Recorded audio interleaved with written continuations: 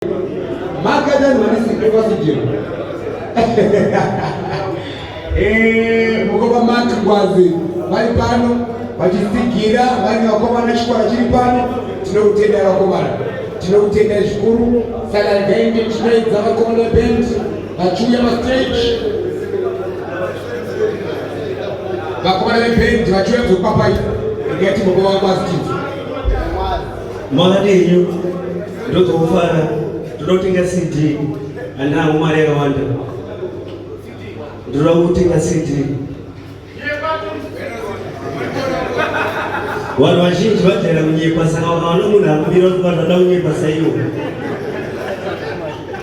Munatenga ni CD ne mare wanda tena. Ati 200 but asina kuzobisa 200 ati.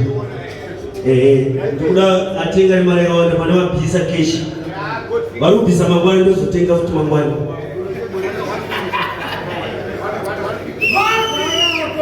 Good thing. Good thing I think in 150. The promoter will but nasina mudariga. Kwetu tinde mali au kwa iperu. Nasi ndini ndo tenga mali wanda. Chinyanga mukumo wangu mtarongo. Takashanda tese chimshanda tese.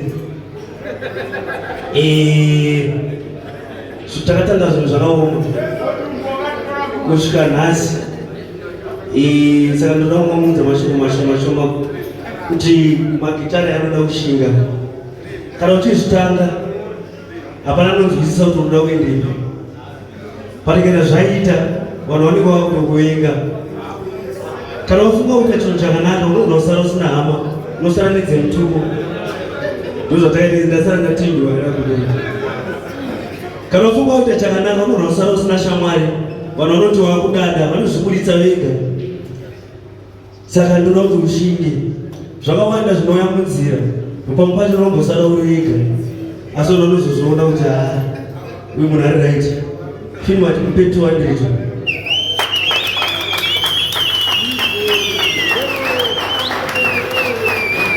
kune vanga vachinde kunyepa vaende wedzere kwemari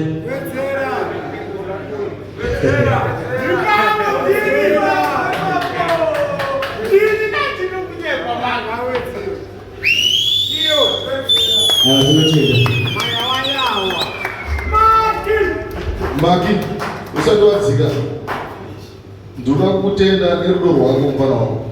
Haasi kunyepa mukobana wekuti takatanga magitari zvakaoma achifamba nechimwe chibhanju chakaiswa mufana wako.